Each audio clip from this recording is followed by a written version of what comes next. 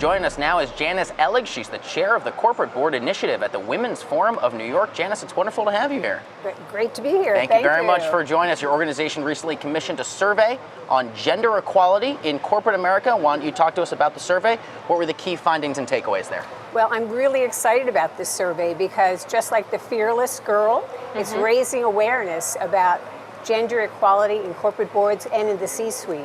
And I would highlight there are three major things that came out that I think are exciting, and it will really raise awareness in the boardroom and the C-suite. One is that women see that gender equality has not been reached. Men see it as having been achieved. Sure. Women see that gender equality is a real problem. Men don't see it as a problem. Women see that there's a great supply of women who are able to go onto boards and into the C-suite. Men don't see that there's a supply. There's no women out there to put into the C-suite and into the boardroom. And so I think one of the issues is that you'll never solve a problem until you recognize that there is a problem. So we have to recognize that women see a problem, men don't. And if you look at the boardrooms today, 80% of those board seats are filled by men. Therein lies a problem. There's not equality. So what do we need to do? We need to fill every other opening with a woman. And if we do that, we can get to parity by 2025, within a decade. Well, I think women do see that it will happen because they are going to have the pedal to the metal. They're really going to make it happen, and they're going to help women get there. And I think men are intentional about it, but they have not been focused on it. And part of the reason is if you think that gender equality has been achieved because you look around the boardroom and you say, I see a woman there. It's been done. So one and done, two and through, three and free. And they feel that, well, it's been done. Where it really should be 4 and more, or 5. Imagine that. We have half the board are women. And that's when we'll get to parity. And that's what it should be.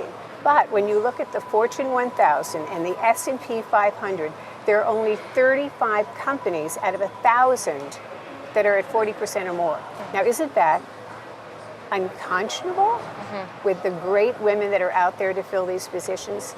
Unless you have the Fearless Girl and State Street Global Advisors and CEOs in the C-suite saying, we need to get to 40%. We need to get to parity. We need to get at least to 40% and then have half the board seats. It will not happen unless you have the game changers, the CEOs and the board chairs saying, the women are out there, the supply is there. We can get to parity within the decade, within the next 10 years. It doesn't happen overnight, but if you say we're going to be intentional about it, the problem has been a lot of boards have said, I need a sitting CEO or a former CEO, and then you narrow the pools of candidates. You don't need to have a CEO. You need to have people of cybersecurity who have run big divisions of companies, and to look for candidates who are qualified to be on boards. So one of the big barriers is that they're not in the network. So PwC did a survey, and they found that of the 1,000 board directors that they interviewed, 90% of those board directors said, we get these candidates from our own network. So Charlie looks at Harry and says, who do you know? Right. As opposed to looking at Sally and saying, who do you know? So around the board table, they're going to their own network, even when they use a search firm. So what you need to do is expand the network. So what the Women's Forum of New York has done is to say to the CEOs that and I'm going to tell you about a Breakfast of Corporate Champions, which is coming up this November 14, what we do is we convene CEOs to say, we're going to honor you for having 25% or more women on your board. And this November 14th, we will honor 315 companies out of the Fortune 1000 that have reached that threshold of 25%.